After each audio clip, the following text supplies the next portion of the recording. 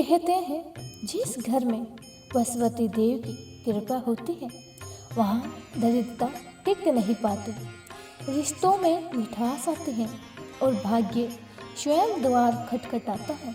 लेकिन क्या आप जानते हैं, अगर सरस्वती रूठ जाए तो धन, धर्म और सामान तीनों हाथ से फिसल सकते हैं।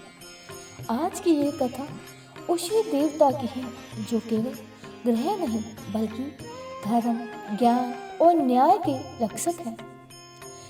रहस्य और जिज्ञासा जागने वाली शुरुआत होती है। तब एक राजा था जिसके पास सब कुछ था, धन, वैभव, परिवार।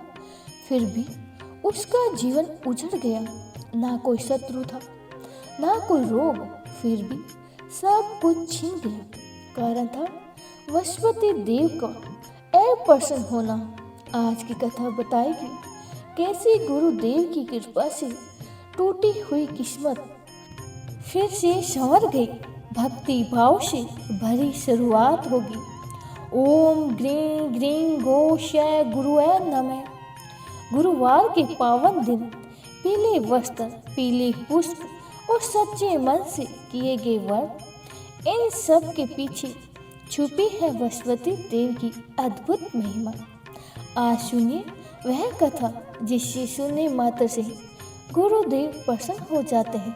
अगर जीवन में धन रुक गया हो, विवाह में बाधा है या संतान सुख नहीं मिल रहा है, तो ये कथा अंत तक जरूर सुनिए, क्योंकि ये कथा है सरस्वती देव की जो भाग्य बदलने की शक्ति रखते हैं।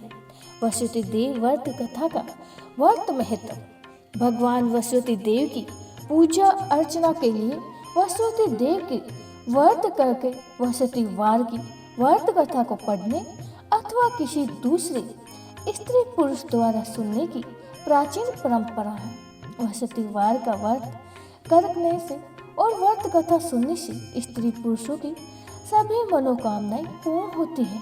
इस व्रत से धन संपत्ति की प्राप्ति होती है, निसंतानों को पुत्र प्राप्ति होती है, परिवार में सुख शांति बनी रहती है और सभी आनंद पूर्वक रहते हैं। व्रत करने की विधि। सरस्वती वार को सूर्य उदय से पहले उठकर स्नान आदि से निवृत्त होकर भगवान सरस्वती देव का स्मरण करते हुए व्रत का आरंभ करना चाहिए। उपासक को घर के किसी कक्ष में छोटा अथवा बड़ा पूजा स्थल बनाकर उसमें भगवान श्री सरस्वती देव की प्रतिमा की स्थापना करनी चाहिए। घर के समीप ही किसी मंदिर में जाकर श्री भगवान सरस्वती देव की पूजा की जा सकती है।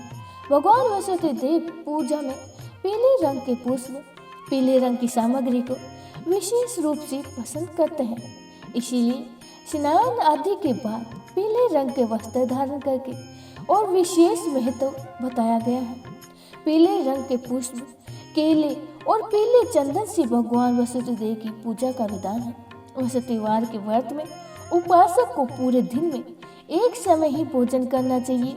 व्रत करने वाले पुरुष को सरस्वती वार के दिन दाढ़ी व सिर के बाल नहीं कटवाना चाहिए और पूजा के समय भगवान सरस्वती देव से जो मनोकामना प्रकट की जाती है वह उस समय मनोकामना को पूर्ण करते हैं। इस व्रत से व्रत कथा पढ़ने और श्रवण करने का विशेष महत्व बताया गया है। सरस्वती वार व्रत कथा प्राचीन समय की बात है कि भारत में एक राजा राज्य करता था।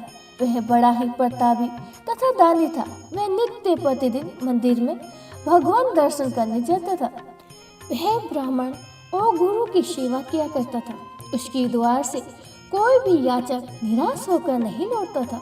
वह प्रत्येक गुरुवार को व्रत रखता एवं पूजन किया करता था। हर दिन गरीबों की सहायता करता, परंतु यह सब बातें उसकी रानी को अच्छी नहीं लगती थी। वह न ही व्रत करती और न ही किसी को एक भी पैसा दान में देती थी और वह राजा से भी ऐसा करने को मना किया करती थी। एक समय की बात है कि राजा शिकार खेलने वन में चले गए।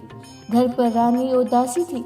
उस समय गुरु सरस्वती देव साधु का रूप धारण करके राजा के दरवाजे पर भिक्षा मांगने आए। साधु ने रानी से भिक्षा मांगी तो वह कहने लगी, हे साधु महाराज, मैं इस दान पुण्य से तंग आ गई हूँ। इस कार्य को करने के लिए मेरे पति देव ही बहुत हैं। अब आप ऐसी कृपा करें जिससे सारा धन नष्ट हो जाए और मैं आराम से रह सकूं। साधु रूपी वसुवती देव ने कहा, हे देवी, तुम बड़े ही विचित्र हो।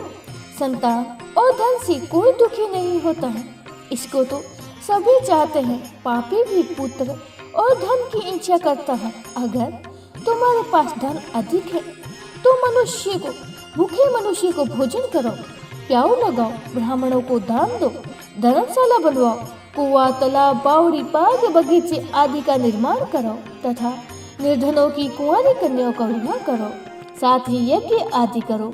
इस प्रकार कर्म करने से आपके कुल का और आपका नाम परलोक में सार्थक होगा एवं स्वर्ग की प्राप्ति होगी। परंतु रानी साधु की इन बातों से खुश नहीं हुई और उसने कहा, हे साधु महाराज, मुझे ऐसे धन की आवश्यकता नहीं है जिसे मैं अन्य लोगों को दान में दूं तथा जिसको रखने और संभालने में ही मेरा सारा समय नष्ट हो जाए। साधु ने कहा, हे देवी, यदि तुम्हारी ऐसी ही इच्छा है तो जैसा मैं तुम्हें बताता हूँ तुम वैसा ही करना। वसुतिवार के दिन घर को गोबर से लीपना, अपने केसों को पीली मिट्टी से धोना, केसों को धोते समय स्नान करना, राजा से कहना वह हजामत कराए, भोजन में मांस मदिरा खाना, कपड़ा धोबी के यहाँ धुलने देना। इस प्रकार 7 वसुतिवार करने से तुम्हारा सारा धन नष्ट हो जाएगा। यह कहकर साधु महाराज रूपी वसुति देव अंतर ध्यान हो गए। परंतु रानी ने साधु के कहे अनुसार 7 वसुतिवार तक वैसा ही करने का विचार किया। साधु के बताए अनुसार कार्य करते हुए केवल 3 ही वसुतिवार बीते थे कि उसकी समस्त धन संपत्ति नष्ट हो गई। भोजन के लिए दोनों समय परिवार तरसने लगा तथा सांसारिक भोगों से दुखी रहने लगा। तब राजा ने रानी से कहा, हे रानी, तुम यहाँ पर रहो, मैं अब परदेश जा रहा हूँ, वहाँ कोई काम धंधा करूँगा, शायद हमारा भाग्य बदल जाए। ऐसा कहकर राजा परदेश चला गया। पर वह वहाँ जंगल से लकड़ी काट कर लाता और शहर में बेचकर अपना जीवन व्यतीत करने लगा। इधर राजा के बिना रानी और दासी दुखी रहने लगी। किसी दिन भोजन मिलता और किसी दिन जल पीकर ही रह जाती। एक समय की बात है कि रानी और दासी को 7 दिन बिना भोजन व्यतीत करना पड़ा। तो रानी ने अपनी दासी से कहा, यहाँ पास ही के नगर में मेरी बहन रहती है, वह बड़ी ही धनवान है, तो उसके पास जा और वहां से 5 शेर बेसन मांग कर ले आ, जिससे कुछ समय के लिए गुजर बसर हो जाएगा। दासी रानी की बहन के पास गई और रानी की बहन उस समय पूजा कर रही थी। वसुतिवार का दिन था। दासी ने रानी की बहन से कहा, हे रानी, मुझे आपकी बहन ने भेजा है, मुझे 5 शेर बेसन दे दो। दासी ने ये बात अनेक बार कही, परंतु रानी की बहन ने कोई उत्तर नहीं दिया, क्योंकि वह उस समय वसुतिवार की कथा सुन रही थी। जब दासी को रानी की बहन से कोई उत्तर नहीं मिला तो वह बहुत ही दुखी हुई और उसे क्रोध भी आया। वह लौटकर रानी से बोली, हे रानी, आपकी बहन तो बहुत ही धनी स्त्री है, वे छोटे लोगों से बात तक नहीं करती है। मैंने उनसे कहा तो उसने कोई उत्तर नहीं दिया, मैं वापस चली आई। रानी बोली, हे दासी, इसमें उसका कोई दोष नहीं है। जब बुरे दिन आते हैं तब कोई सहारा नहीं देता है। अच्छे बुरे का पता तो विपत्ति में ही लगता है। जो ईश्वर की इच्छा होगी वही होगा। यह सब हमारे भाग्य का ही दोष है। उधर रानी की बहन सोचने लगी कि मेरी बहन की दासी आई थी, परंतु उससे मैं नहीं बोली, इससे वे बहुत ही दुखी हुई होगी। अतः कथा सुनकर और भगवान विष्णु का पूजन समाप्त कर वह अपनी बहन के पास आई और कहने लगी, हे बहन, मैं वसुतिवार का व्रत कर रही थी, तुम्हारी दासी हमारे घर आई थी, परंतु जब तक कथा होती है तब तक हम लोग ना ही उठते हैं और ना ही बोलते हैं, इसीलिए मैं नहीं बोली। कहो दासी, क्यों गई थी? रानी बोली, बहन, हमारे घर में अनाज नहीं है, वेशी तुमसे कोई बात छुपी तो है नहीं, इस कारण मैंने दासी को तुम्हारे यहाँ 5 शेर बेसन लेने के लिए भेजा था। रानी की बहन बोली, वसुदेव भगवान सबकी मनोकामनाएं पूर्ण करते हैं। देखो, शायद तुम्हारे घर में अनाज रखा होगा। यह सुनकर दासी घर के अंदर गई। वहां उसे एक घड़ा बेसन का भरा मिला। उसे बड़ी ही हैरानी हुई क्योंकि उसने एक एक बर्तन देख लिया था। उसने बाहर आकर रानी को बताया कि दासी अपनी रानी से कहने लगी, हे रानी, देखो, वैसे हमको जब अन्न नहीं मिलता है तो हम हर रोज ही व्रत करते हैं। अगर इनसे व्रत की विधि और कथा के बारे में पूछ लिया जाए तो हम भी क्या करेंगे। दासी के कहने पर रानी ने अपनी बहन से वसुदेव व्रत के बारे में पूछा तो उसकी बहन ने बताया, हे रानी बहन, वसुदेव को सूर्य उदय से पूर्व उठकर स्नान करके वसुदेव का व्रत करना चाहिए, लेकिन उस दिन सिर नहीं धोना चाहिए।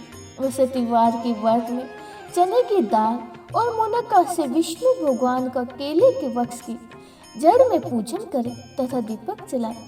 उस दिन एक ही समय भोजन करें। भोजन पीले खाद्य पदार्थ का करें तथा कथा सुने। इस प्रकार करने से गुरु भगवान प्रसन्न होते हैं, अन्न पुत्र धन देते हैं, मनोकामनाएं पूर्ण करते हैं।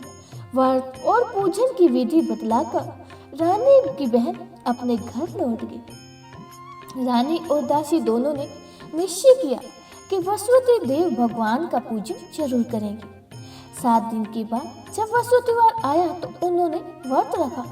घुड़साल में जाकर चना और गुड़ बीन कर ले आए तथा उसकी दाल से केले के जड़ तथा भगवान का पूजन किया। अब भोजन पीला कहाँ से लाए। दोनों बड़े ही दुखी हुए, परंतु उन्होंने व्रत किया। इस कारण वसुदेव भगवान प्रसन्न थे। एक साधारण मनुष्य के रूप में वह 2 थालियों में सुंदर पीला भोजन लेकर आए और दासी को देकर बोले, हे दासी, यह भोजन तुम्हारे और रानी के लिए लेके आया हूँ, तुम दोनों करना। दासी भोजन पाकर बड़ी ही प्रसन्न हुई और रानी से बोली, हे रानी जी, भोजन कर लो।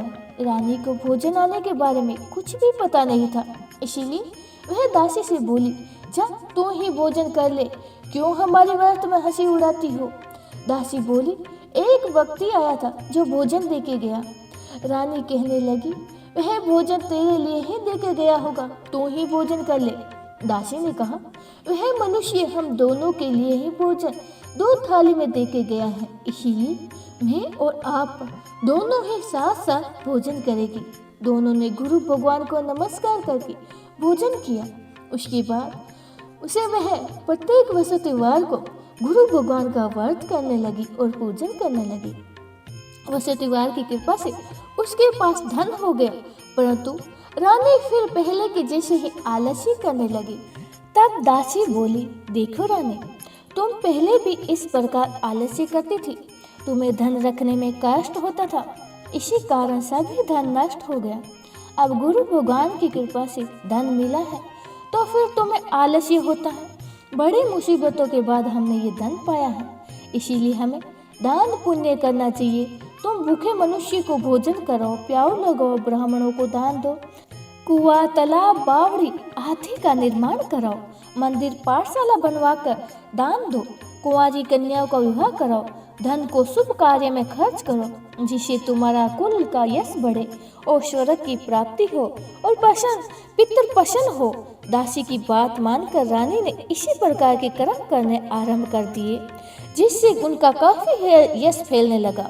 एक दिन रानी और दासी आपस में विचार करने लगी, न जाने राजा किस दशा में होंगे, उनकी कोई खोज खबर नहीं है। गुरु भगवान से उन्होंने प्रार्थना की और भगवान ने रात्रि में राजा को सपन में कहा, हे राजा, उठ, तेरी रानी तुझको याद करती है, अब तुम अपने देश को लौट जा। राजा प्रातःकाल उठकर जंगल से लकड़ियां काटकर लाने के लिए जंगल की ओर चल पड़ा।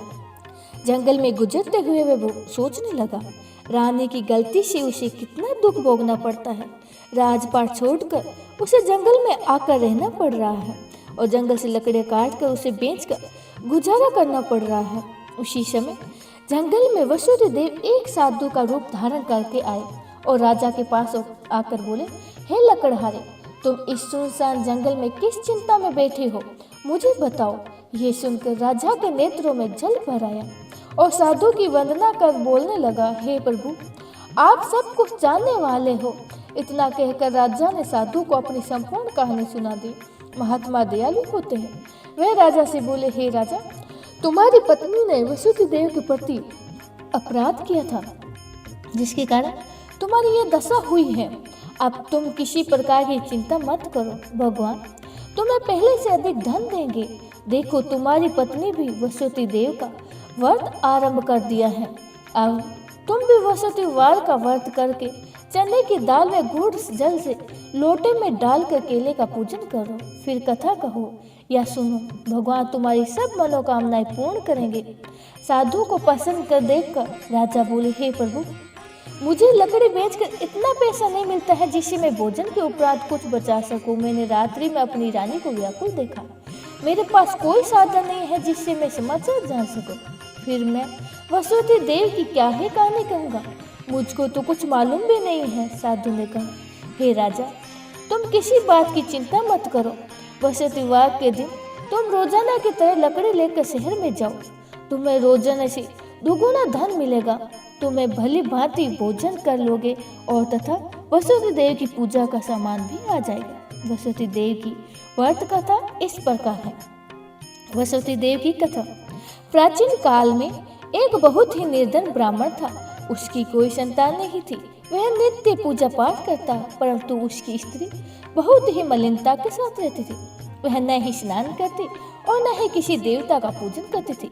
प्रातःकाल उठते ही सर्वप्रथम वो भोजन किया करती थी, बाद में ही कोई अन्य कार्य करती थी। ब्राह्मण देवता बहुत दुखी रहते थे, परंतु पत्नी को बहुत समझाते, किंतु उसका कोई परिणाम नहीं निकलता था। भगवान की कृपा से ब्राह्मण की स्त्री को कन्या उत्पन्न हुई। वह कन्या अपने पिता के घर बड़ी होने लगी। वह बालिका प्रातः ही स्नान करके भगवान विष्णु का जप करती। वह बचपन से ही वसुदेव का व्रत करने लगी। पूजा पाठ समाप्त कर स्कूल जाते समय मुट्ठी में जौ भरकर ले जाती और पाठशाला के मार्ग में डालती ही जाती। वह जो श्रम हो जाते तो लौटते समय इनको बीन कर अपने घर ले आती। एक दिन वह बालिका सूप में उन सोने के जौ को फटक के साफ कर रही थी कि उसकी माँ ने देख ली और कहा, हे बेटी, सोने की जौ को फटकने के लिए सोने का सूप होना चाहिए। दूसरे दिन गुरुवार था। इस कन्या ने व्रत रखा था और वसुदेव देव से प्रार्थना करने लगी। बोली, हे प्रभु, यदि मैंने सच्चे मन से आपकी पूजा करी हो तो मुझे सोने का सूप दे दो। वसुदेव देव ने उसकी प्रार्थना स्वीकार कर ली और रोजाने की तरह वह कन्या जो फैलाती हुई स्कूल चली गई। स्कूल से लौटते समय वह जो बीन रही थी कि उसी समय वसुदेव देव की कृपा से उसे सोने का सूप मिल गया। उसे वह अपने घर ले आई और जौ को सोने के सूप में साफ करने लगी, परंतु उसकी माँ का वही ढंग रहा। एक दिन की बात है कि वे कन्या सोने के सूप में जो साफ कर रही थी कि उसी समय नगर का राजकुमार वहां से होकर निकला। वह कन्या के रूप और सोने के सूप को जौ को साफ करते हुए देखकर वह कन्या पर मोहित हो गया और राजमहल में आकर वह भोजन तथा जल त्याग कर उदास होकर लेट गया। राजा को जब राजकुमार द्वारा अन्न जल त्यागने का समाचार ज्ञात हुआ तो अपने मंत्रियों के साथ अपने पुत्र के पास गए और बोले, हे पुत्र, तुम्हें किस बात का कष्ट है? किसी ने क्या तुम्हारा अपमान किया है अथवा कोई और कारण है? मुझे बताओ, मैं वही करूंगा जिससे तुम्हें प्रशंसा हो। राजकुमार ने अपने पिता की बातें सुनी तो वह बोला, मुझे आपकी कृपा से किसी बात का कोई दुख नहीं है। किसी ने मेरा कोई अपमान नहीं किया है, परंतु मैं उस लड़के के साथ विवाह करना चाहता हूँ जो सोने के सूप में जौ साफ कर रही थी। ये सुनकर राजा बड़ा ही आश्चर्य में पड़ गया और बोला, हे बेटा, इस तरह की कन्या का पता तुम ही लगाओ, मैं उसके साथ तुम्हारा विवाह अवश्य कर दूंगा। राजकुमार ने राजा को उस लड़के का घर का पता बतलाया। मंत्री उस लड़के के घर आए और राजा का आदेश ब्राह्मण को सुनाया और कुछ ही दिनों बाद ब्राह्मण की कन्या का विवाह उस राजकुमार के साथ संपन्न हो गया। कन्या के घर से जाते ही उस ब्राह्मण देवता के घर में पहले की भांति गरीबी ने निवास कर लिया। अब भोजन के लिए अन्न बड़ी ही मुश्किल से मिलता था। एक दिन दुखी होकर ब्राह्मण अपनी पुत्री से मिलने गया। बेटी ने पिता की दुख की अवस्था को देखकर अपनी माँ का समाचार पूछा। ब्राह्मण ने सभी हाल कहा। कन्या ने बहुत सा धन देकर अपने पिता को विदा किया और इस तरह ब्राह्मण का कुछ समय सुखपूर्वक व्यतीत हुआ, लेकिन कुछ दिन बाद फिर वही हाल हो गया। ब्राह्मण फिर अपनी कन्या के यहाँ गया और तभी सभी हाल कह सुनाया। तो पुत्री बोली, हे पिताजी, आप माताजी को यहाँ लिवा ले आओ, मैं उन्हें वह विधि बतला दूंगी जिससे गरीबी दूर हो जाती है। ब्राह्मण देवता अपनी स्त्री को साथ लेकर अपनी पुत्री के पास जांच महल में पहुंचे। तो पुत्री अपनी माँ को समझाने लगी, हे माँ, तुम प्रातःकाल उठकर प्रथम स्नान आदि करके भगवान विष्णु का पूजन करो तो सब दरिद्रता दूर हो जाएगी। परंतु उसकी माँ ने उसकी एक भी बात नहीं मानी। वह प्रातःकाल उठकर अपने ही बच्चा जूठा खाने लगी। एक दिन उसकी पुत्री को बहुत ज्यादा गुस्सा आया और एक रात उसने एक कोठरी का सारा सामान निकाल दिया और अपनी माँ को उसमें बंद कर दिया। प्रातः उसमें से निकाल कर तथा स्नान आदि कराकर पूजा पाठ कराया तो उसकी माँ की बुद्धि ठीक हो गई और उसके बाद वह नित्य से पूजा पाठ करती और प्रत्येक बृहस्पतिवार का व्रत करने लगी। इस पर व्रत के प्रभाव से माँ बहुत ही धनिक हो गई और बृहस्पति देवता के प्रभाव से स्वर्ग हो गई। वह ब्राह्मण भी सुख पूर्वक इस लोक का सुख भोगकर स्वर्ग को प्राप्त हो गए। इस तरह कहानी के एक साधु देवता भी वहां से लोप हो गए। धीरे धीरे समय व्यतीत हुआ और फिर बृहस्पतिवार का दिन आया।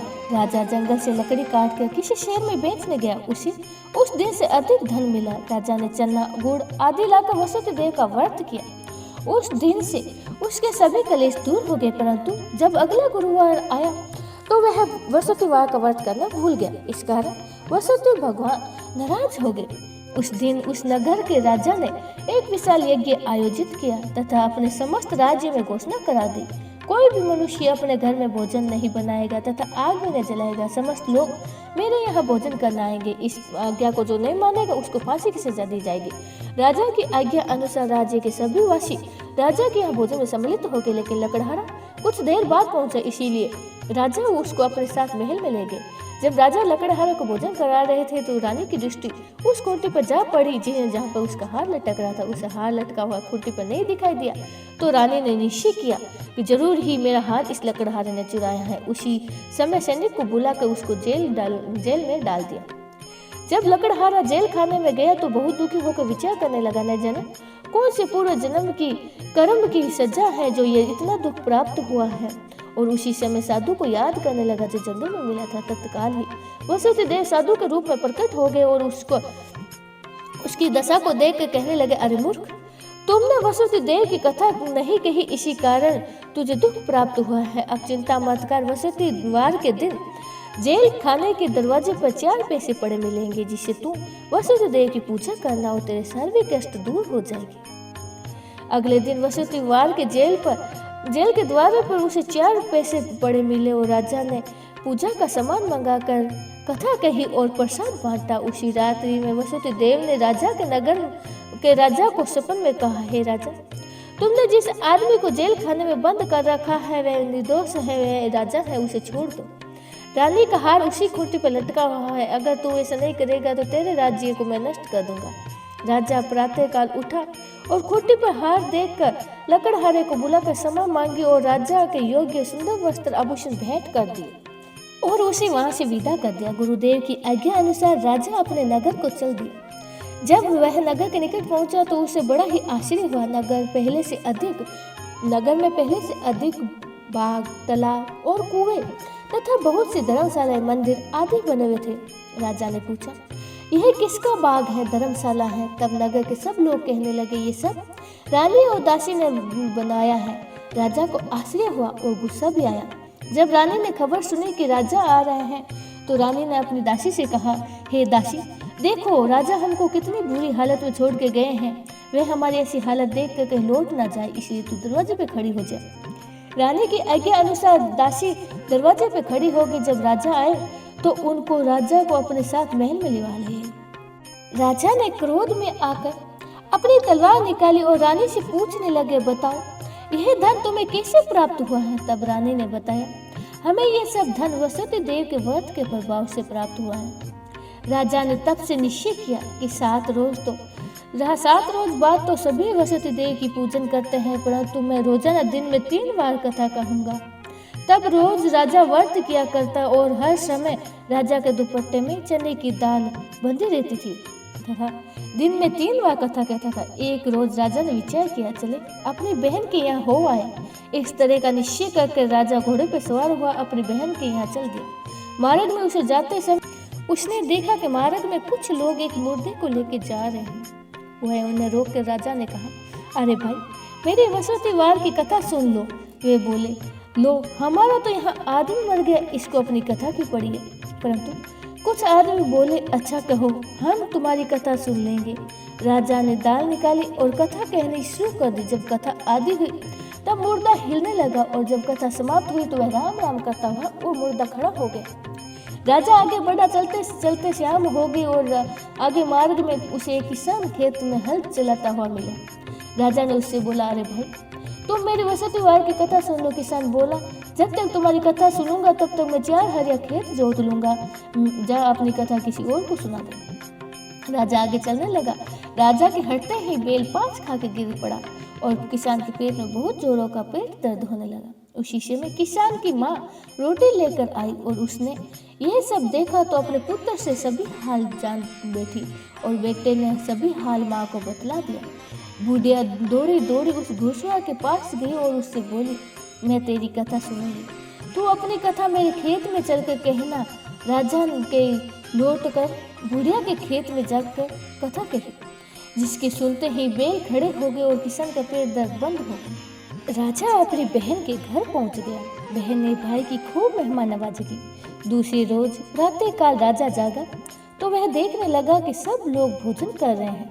राजा ने अपनी बहन से पूछा कि ऐसा कोई मनुष्य है जिसने भोजन नहीं किया हो, तो जो मेरी वसुदेवार की कथा सुन ले। तो बहन बोली, हे भैया, ये देश ऐसा ही है, यहाँ पर सबसे पहले भोजन करते हैं, उसके बाद कोई अन्य कार्य करते हैं। अगर पड़ोस में कोई होगा तो मैं देख के आती हूँ। ऐसा कहकर बहन देखने चली गई, परंतु उसे ऐसा कोई मनुष्य नहीं मिला जिसने भोजन नहीं किया हो। वह एक कुमार के घर गई जिसका लड़का बीमार था। उसे मालूम हुआ कि यहाँ पर किसी ने 3 दिन से भोजन नहीं किया है। रानी ने अपने भाई की कथा सुनने के लिए कुमार से कहा। वह तैयार हो गया। राजा ने जाकर वसुदेवार की कथा कही, जिसको सुनते ही उसका लड़का ठीक हो गया। अब राजा की प्रशंसा होने लगी। एक दिन राजा ने अपनी बहन से कहा, हे बहन, मैं अपने घर जाऊंगा, तुम भी तैयार हो जाओ। राजा की बहन अपनी सास से अपने भाई के साथ जाने की आज्ञा मांगी तो सास बोली, चली जा, परंतु अपने लड़कों को मत ले जाना, क्योंकि तेरे भाई की कोई संतान नहीं है। बहन ने अपने भाई से कहा, हे भैया, मैं तो चलूंगी, परंतु कोई बालक नहीं चलेगा। राजा ने कहा, जब कोई बालक ही नहीं चलेगा तो तुम जाकर क्या करोगी? दुखी मन से राजा अपने नगर को लौट आया और राजा ने अपनी रानी से कहा, हम नई संतान है, इसीलिए कोई हमारे घर आना पसंद नहीं करता है। इतना कहकर वह बिना भोजन किए शैया पर लेट गया। रानी बोली, हे प्रभु, वसुदेव ने हमें सब कुछ दिया है तो वह हमें संतान भी अवश्य देंगे। उसी रात वसुदेव ने राजा को सपन में कहा, हे राजा, उठ, सभी सोच त्याग दे, तेरी रानी गर्भवती है। राजा को यह जानकर बड़ी ही प्रशंसा हुई। 9वें महीने ही रानी के गर्भ से एक सुंदर पुत्र पैदा हुआ। जब राजा की बहन ने ये शुभ समाचार सुना तो वह बहुत ही खुश हुई तथा बधाई लेकर अपने भाई के पास यहाँ आई। तभी रानी ने कहा, घोड़ा चढ़कर तो आई नहीं, गधिया चढ़कर आई। राजा की बहन बोली, भाई, मैं इस प्रकार नहीं कहती तो तुम्हें औलाद कैसे मिलती? वसुदेव ऐसे ही है, जिसके मन में जो कामना हो रहती है सभी को वो पूर्ण करते हैं। जो सद्भाव पूर्वक वसुदेवार का व्रत करता है एवं पढ़ता है अथवा कथा सुनता है, दूसरों को सुनाता है, वसुदेव उसकी सभी मनोकामनाएं पूर्ण करते हैं। वसुदेव सबकी सदैव रक्षा करते हैं। जो संसार में सद्भाव व सच्चे हृदय से वसुदेव का पूजन करते हैं, उनकी सभी मनोकामनाएं उसी प्रकार पूर्ण होती हैं जैसे रानी और राजा ने वसुदेव की कथा का गुणगान किया। उनकी सभी इच्छाएं वसुदेव ने पूर्ण की। मनुष्य को हृदय से उनका मनन करते हुए जयकार करना चाहिए। इति श्री वसुदेव व्रत कथा समाप्तम। अब सुनिए वसुदेव की आरती। ओम जय वसवती देवा, ओ प्रभु जय वसवती देवा। छिन छिन भोग लगाऊं, छिन छिन भोग लगाऊं, कदली फल मेवा। ओम जय वसवती देवा, तुम्हें पूर्ण परमात्मा, तुम्हें अंतर यामी, ओ प्रभु आप अंतरयामी। जगत पिता जगदीश, जगत पिता जगदीश्वर, तुम सबके श्यामी। ओम जय वसवती देवा, चरणा अमृत निज निर्मल, सब पातक हरता, ओ प्रभु सब पातक हरता। सकल मनोरथ दया कृपा करो बरता। ओम जय वसवती देवा, तन मन धन अर्पण, जो शरण पड़े ओ प्रभु, जो शरण पड़े प्रभु प्रकट होकर आकर द्वार खड़े। ओम जय वसवती देवा, दीन दयाल दयानिधि, भक्त हितकारी, ओ प्रभु भक्त हितकारी। पाप दोष सब हरता, पाप दोष सब हरता, भव बंधन हारी।